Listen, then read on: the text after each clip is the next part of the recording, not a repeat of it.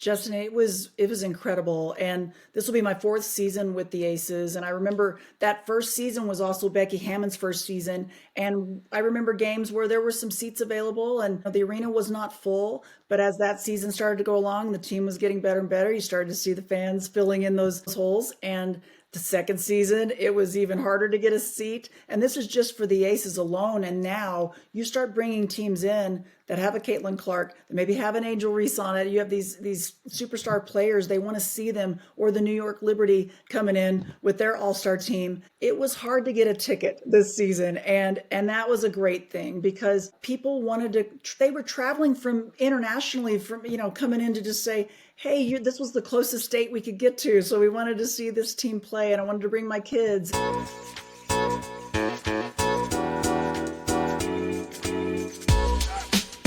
Before we hop into the Aces, we have a bit of a tradition on our show. So we discuss all the latest topics with the NBA, WNBA, but we delve into the culture of basketball, what makes the sport so great. So take this question any way you want it. What is your first or favorite basketball memory? My first memory, I grew up in Indiana, so you had to have a basketball. And I do remember my very first basketball, and it was a red, white, and blue ball, kind of like the Globetrotters use. But I loved it. I thought it was amazing. And I can remember, we grew up in a neighborhood with just lots of kids and everybody playing sports, but basketball was one of the top sports that everyone wanted to play. And trying to compete before I could even hit the rim with the basketball, trying to compete in some competitions. And luckily, I had a girl dad before that was even a thing back in the day. So he signed me up, and I was able to dribble and pass and do some of the drills, but the shooting had to come a little later.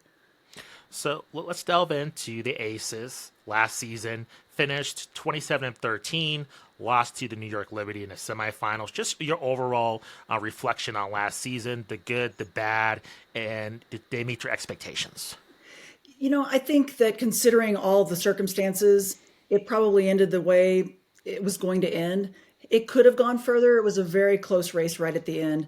But the Aces weren't 100% healthy. They had a few injuries here and there with some key players.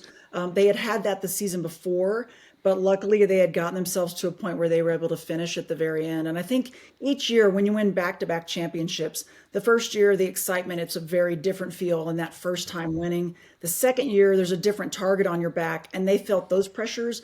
But the talk of three-peat basically happened the day after they won the second championship. Everyone started to talk about that. And so that sort of weight and pressure to carry throughout an entire season, it puts a lot on a veteran team. So what was their reaction just after the outcome of last season? My guess is making an assumption, probably sadness, a little bit of disappointment. But was there anything else that surprised you by their reaction, or was it just focused on next season? It didn't surprise me in that everyone mentioned and would talk about we're going to get healthy. A lot of the attention went to I'm going to work on rehab. I'm going to work on getting myself even better than I was in the first year coming into the league. So there was immediate talk about rehab, conditioning. There was talk about change, getting a little younger, making a move, and adding some depth to the bench. Just they knew there had to be some change, unfortunately, even though this was a very cohesive team. They really did get along and like one another a lot. So let's talk about that change. A lot of changes to this roster, losing Kelsey Plum, losing Alicia Clark, acquiring Jewel Lloyd, Liz Kitley. Before we get to the draft, just with those acquisitions in the offseason, what do you make of those? Because, Kelsey and Alicia, huge parts of the Aces, losing them a massive blow, but you get Jewel Lloyd, Liz Kitley, some additions. How do you feel? I mean, you've been calling these players for such a long time, but yet you get some players in return. I'm just curious of your emotions through that. It's hard. It's really hard. Two of my all-time favorites in covering them through their college days, but also seeing their fire, their energy that they brought, and both very different. I mean, AC, Alicia Clark, a very different, a veteran player, team player. What do you need? You need me to start today? You need me to come off the bench today? whatever you need. Always had to play bigger than she really was, right? But always did her whole career, and she was a glue kind of player. And KP Kelsey Plum, I've loved her game forever. Her spark, her energy. She brought a personality to this team, and I think they're going to miss that in a lot of ways. But when you look at a Jewel Lloyd and what she's able to do, the biggest key for this Aces team has always been, who do Asia Wilson and Chelsea Gray trust? How can they come together and play and be a part of, of that core group and those two leaders? If you fit into their personality and their style and system, you're going to go far. And every player you talk about and talk to will say, even a Jewel Lloyd, I'm already learning something by practicing with players like them. They just bring something different at a different level, a different focus. And I think the addition of Liz Kitley, so disappointing to see her go out in her college season. She was a remarkable player. I think the big key for her is she's been rehabbing completely and working and training as much as she can. And she's been around. So even though she's a first year player as far as play goes, I know she's absorbed and learned so much just by practicing, watching, and being a part of it for over a year. Can you explain just the culture of the Aces under Becky Hammon? Is it different than other WNBA teams? Because to me, what comes to mind is kind of Heat culture, but I might be off just in terms of kind of that, I don't know, that grittiness, that toughness. Just watching the Aces, they seem different than the other WNBA teams. Am I misreading that just in terms of how they approach the game? No, I think you're right. I think there's a different vibe. There's definitely a different feel, and it might not be for everyone, right? So that's where it's very important for the organization, for Becky, for Nikki Fargas, the president. She's been involved so much with the drafting. Finding the right personalities, and those personalities that can take a former player, and not only just a former player, but such a competitive, fiery player that Becky Hammon was, and her style and personality, and who's been with the NBA for so long as a coach and now comes over and brings that mentality. It's going to take certain personalities. You better be ready to work. You better be ready to play a certain way, and that's going to be bring some defense with you as well. But they also have an incredible respect. There have been some roller coaster rides here with the organization, with just, some penalties, some fines, this, that, and you name it. And that core group, though, has had her back from the start. And that the respect that I have for them tells me, okay, if you respect her, I respect her. And again, she's a tough coach, but I know the respect levels there, and they want to play and do the best they can for her. And she comes under that coaching tree with a great mentor with Popovich, so that's not surprising. Can you talk about with Jewel Lloyd specifically? Do you expect any kind of acclimation process? Or do you think she'll hit the ground running immediately? Is there going to be a couple of games where it might take a couple just to get the gelling of kind of her working with Asia kind of down pat, or do you think they'll hit the ground running based on their preseason games? Like, what do you think in terms of once the season starts? Yeah, I think she's going to be fairly ready. I think the good thing is that she's had plenty of time to get in and get a chance to get some practice time in and some playing time with this group, trying to learn the system, trying to figure out Becky's system and how it's going to work, both with maybe, Chelsea Gray as well as then with Asia Wilson on the interior and some of those other pieces. It takes the whole team a little bit of time because there are some moving parts right now, new personalities, new styles. What is my role might be the biggest question mark for her as to what will they need from her, what will they expect from her in positioning. And I think she already knows Asia pretty well. I think a big plus is the fact that they have played some USA ball together. So they know one another for the most part in a lot of ways. Again, they don't get to play with each other maybe as much as a full season team, but now they'll get that opportunity. So I think because of her experience and her abilities, I think that there's just as much respect for her from Asia Wilson as there's going to be the other way around. And Asia's going to be looking forward to kick it back out if she can. Can you talk about being a rookie in the WNBA compared to the NBA, just in terms of just the number of roster spots, what they might go through? Kind of what is their journey compared to kind of other leagues out there that kind of makes the WNBA unique? Positives, negatives that you have observed? It's really tough to even be a rookie in the league anymore. You have to almost be elite because of the low number of roster spots and that salary cap. I was just looking through some of that this morning even. And, you can hold 12 players by the start of the season, but you have to be under that salary cap. And so depending on how many veteran players you have that are, you have to incorporate all of the different salaries and put it together and stay below that cap. And it's difficult. It's difficult to get a spot. Adding new teams, that adds spots. I really wish that the league could expand the roster numbers just a bit more. Maybe even before adding even more teams, because I do think you have a 12 player. If you're lucky to be able to hold 12, you have to at least have 11 there. But if you can hold that many, an injury or two, just bumps along the way, you don't have a lot of players that are practicing. You don't have that G League yet on the women's side. So they're not practicing your system. They're not in your practice facilities working out with your people. So if they could do that, I think it'd be a big plus. But it's not easy as a rookie to come in and even get a spot. So I think there's definitely a lot of pressure on these elite rookies to come in. Very few, you can probably count on one hand, Justin, how many really come in and immediately make that impact. There's a learning curve. There's no doubt. You're playing against the best of the best. So what would it take to expand a roster? Has there been an uprising in terms of that might be a thing in the future that's a priority for the players and coaches? Where does that look like in terms of that possibly happening? I've definitely heard coaches, administrators talk about it. I've heard some talk about maybe trying to find a way to create somewhat of kind of a G League type setup.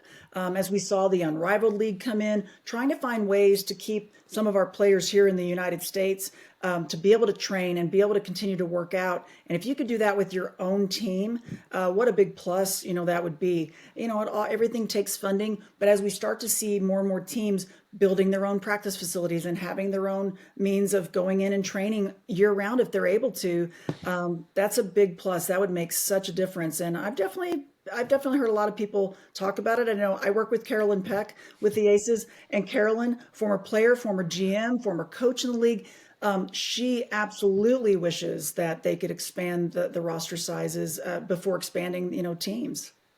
So what do you make of these new franchises? WNBA is extremely aggressive and just expansion. We're going to see the Golden State Valkyries make their debut. Other teams on their way. What do you make of them? I really adapting Ace's framework in terms of the facilities, in terms of a new way of running a WNBA franchise. Are you happy in terms of how these new franchises are shaking out? Or do you think there's some work to be done in terms of what you're seeing on the horizon with these new teams? Yeah, I think that the Valkyries have done it the right way. I think a big plus for them, Justin, I started working with the Sacramento organization from day one back when the league started. And there were lots of bumps early on when the league first began. I've seen so many different ownership changes. And when the new owner group, the Maloof brothers, came into the Sacramento organization, they said, let's have a good team. They had that right idea. And they kind of set a bar for all the other teams at that point. Then you kind of see the evolution of this league kind of changing, ownership groups changing, and not every owner knew what they were getting into. So it maybe didn't always work. But Mark Davis has set a bar that everyone's trying to reach now. And I'm so grateful and thankful for it. It's just remarkable what he's said. Hey, this is what they deserve. And if you want to catch up, come on, let's go. Let's bring this league up. And now you're starting to see that. And so I think the Valkyries have that idea. I think the Golden State Warriors are in complete support. Early on in the league, some of the NBA teams were very supportive of the teams. Some, weren't as excited about having the team come along. So there was a lot of change with that early on too. And that's why we started to see some of the independent owners come in and take over teams. But I think the Valkyries have done an exceptional job. I think that there will be the new teams. They've proven, Toronto saying, hey, look at our crowds we're bringing. We want these teams to come in and have games. They've shown that ability. For me, it's finding the right market. And if you find the right markets and you know that the fan base is there, you're going to have success. Are there any markets that you see that maybe they're not on the list? Because I live in Denver, so selfishly, Yeah. I want a team here. Yes. But I'm just curious. You travel all over the country. College and with the WNBA. Just curious. Are there any cities under the radar? Do you think that don't get the national love, but it would be great to have a WNBA franchise with? Yeah, well, I think Denver is such a growing market. I think you've hit a market that absolutely I could see that just with their support with so many of the major conferences being based out of the state of Colorado Yeah. in general too. I think that and it's a beautiful destination for people to want to go and travel and see. And so I could see that there, Portland had a team, gave it up, and now, getting a team again. Hopefully they'll do it differently this time, right? I think that Houston would love to have a team back. The fact that Houston lost their team, that was definitely an ownership change that just did not work out, and they let that franchise go. And so, would they get one again? That'll be interesting to see. But I look at what Iowa did, and I know Caitlin Clark had a lot to do with that. But that fan base, the Midwest teams, the states are very hungry for professional teams that maybe it's all been about college in certain markets. Maybe there's a way, to find some more Midwest teams and have a little bit easier travel for the entire nation. No, I think that's a really good idea. I'm originally from Albuquerque, New Mexico, so I went Okay. to UNM, and they have Oh, it's a huge history of women's basketball. So yeah. Denver, Albuquerque, I've always been saying that I think Albuquerque would be a great Yeah. host. I'm always trying to push that drum, even though I don't think it's likely to happen. But You want to talk fans? You go to the pit oh and you'll yeah, see them in Albuquerque. oh They yeah, know how to bring the fans out. That's for sure. That would not be a bad place to go either. So I'm with you. absolutely.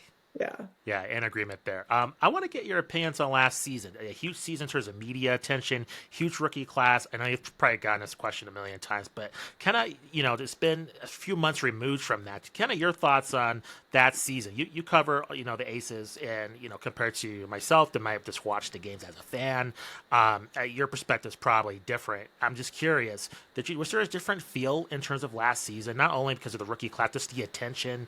Did it just feel different in terms of just how the season played out? I think it played out perfectly. I really enjoyed the All Star game, the Yeah. finals, just the regular season games, just the competitiveness compared to the NBA, where I don't know, scratching my head most of the time. I'm just curious your perspective in terms of how last season played out from how the league. Um, my guess is that they were very pleased with just how everything ended up. Justin, it was incredible, and this will be my fourth season with the Aces. And I remember that first season was also Becky Hammon's first season, and I remember games where there were some seats available, and the arena was not full. But as that season started to go along, the team was getting better and better. You started to see the fans filling in those holes, and the second season, it was even harder to get a seat. And this is just for the Aces alone. And now you start bringing teams in that have a Caitlin Clark, that maybe have an Angel Reese on it. You have these superstar players. They want to see them, or the New York Liberty coming in with their all-star team. It was hard to get a ticket this season, and that was a great thing because people wanted to. They were traveling from internationally, from coming in to just say, "Hey, this was the closest state we could get to, so we wanted to see this team play, and I wanted to bring my kids." And I can't even begin to describe the evolution and change of people, celebrating anniversaries to come to games. That's what they chose to do. It was a fun season. It was incredible to see the fan bases and just to go to all the different arenas. When you have to start going to bigger arenas because you don't have enough seats in your existing arena, that tells you a lot. And multiple markets had to move to some of their bigger arenas in order to allow fans to come in and watch. And I think they put on some really fantastic shows this season. It was really last season. It was really some good basketball on top of it. So, what do you expect for this season from a WNBA perspective to capitalize on that momentum? Are there any improvements do you think that the league can make to continue to grow the league? Where the kind of things, hey, I wish they could have done this better. Kind of like what's the next steps to taking it to the next level, just in terms of just exposure and success for the league? Yeah, it's good. That's good questions. I think there's still room to grow, right? It's not quite there yet. I do think that they are trying. Our first preseason game is going to be in South Bend, Indiana at Notre Dame. It'll be between the Aces. Jackie Young on the team played at Notre Dame, going against Arike Ogunbowale with Dallas. Played at Notre Dame. They were teammates together. Trying to branch it out into some other markets to probably get a feel for, hey, if we go to some town that maybe nobody travels to typically, will we draw the fans and kind of testing things out to see who's going to make the trip to go see these players. I think that's important as they want to continue to expand and figure out where do we put another team. But I think you're already starting to see a lot of it. I'm so impressed with marketing. How many commercials do you see now with crossover with the NBA as well? I love that. And I do think that a lot of this love for this game really started. You got to go back, I think, to Kobe and his love for it and for his daughter and bringing her to games and people caring about, hey, what is he watching? Steph Curry, LeBron James, some of those NBA superstars that have followed and backed this league as well. And now it's bleeding over into, Hollywood and you name it. And so the marketing piece continues to grow. And the more we see these amazing women in commercials and catching your eye, the more you're going to want to follow them and see, hey, what are they doing? What are they doing besides State Farm commercials? What's their life and what's their game about? And I think that's the sky's the limit for that. I'm curious. The league's been around for an extremely long time. The '90s, such a breakthrough, pivotal moment, especially in 1996. I'm just curious why there hasn't been that kind of fusion between the NBA and WNBA until more recently. Because it's been always great players, and I don't know. It always kind of irritates me when I get the sense that people think this women's basketball is just great now when it's always been great. Because there's a laundry list of just fantastic players over the years. So I'm just curious why I feel like there's more cohesion between the NBA and the WNBA, not only that, college as well, compared to years past. I'm just curious why it hasn't been, through the history of the league. Yeah. I think some of it early on, like I said, some of the NBA organizations that had the WNBA teams, they either supported it or it was maybe just a problem, something else they had to deal with, right? And media coverage wasn't the same as it is now. There weren't as many, uh, networks trying to grab games and cover them, right? So you were a little maybe protective of who's getting our time and who's seeing what we're doing. And that I think that could be part of it. But for me, the biggest thing, it has to be social media. It's again, I talked about Kobe, just Kobe getting out on social media or, some of these Hollywood stars putting video out or saying, hey, I'm at this game or I'm watching this player. It has changed it so tremendously.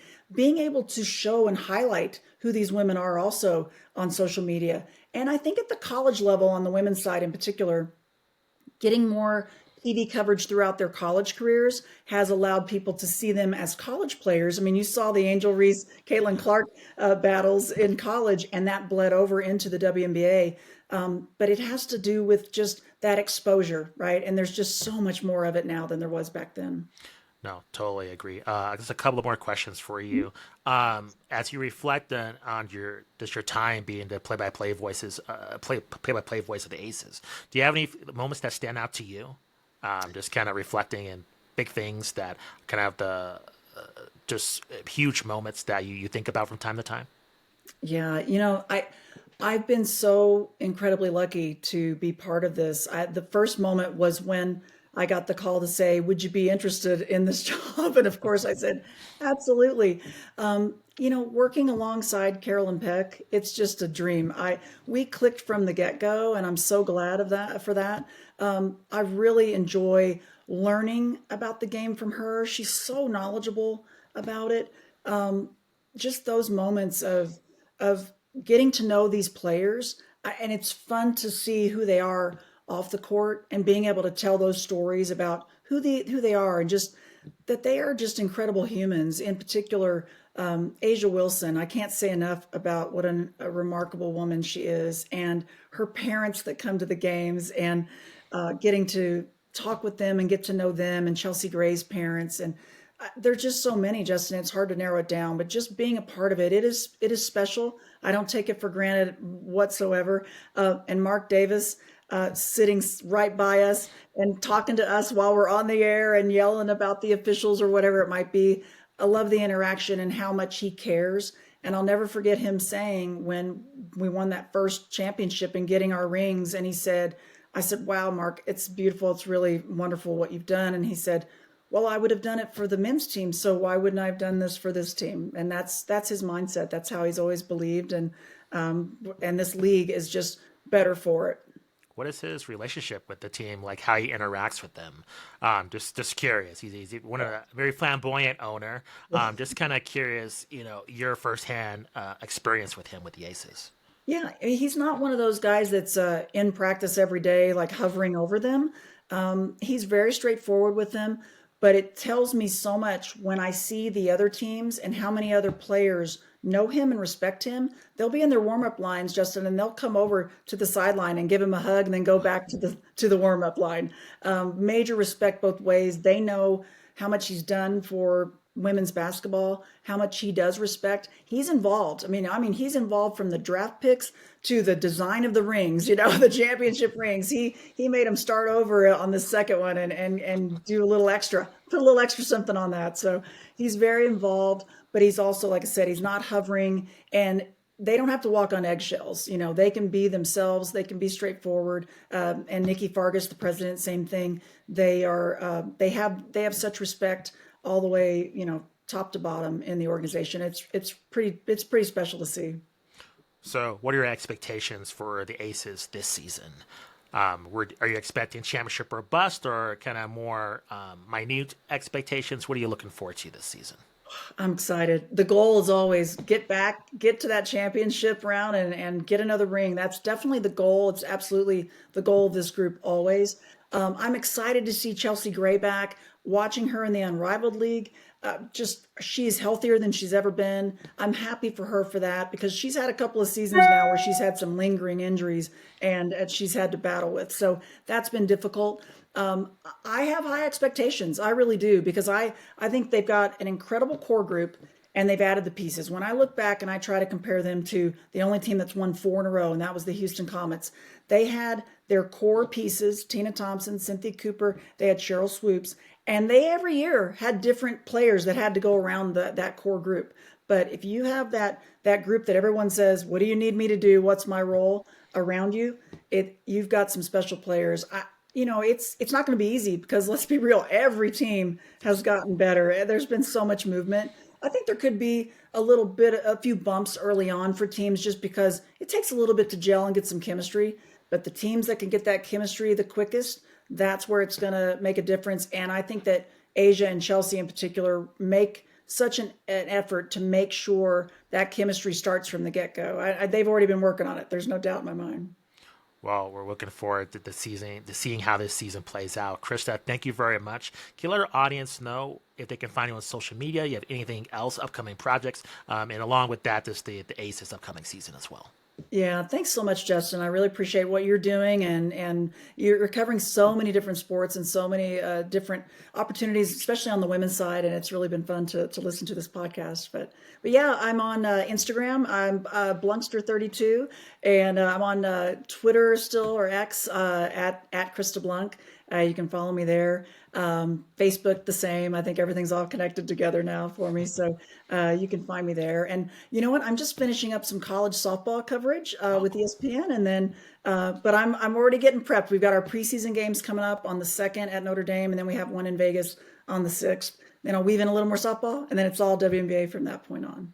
Awesome. Thank you, Krista. Good luck for you and the Aces as well. Appreciate Yeah, it. Thank you. thanks so much.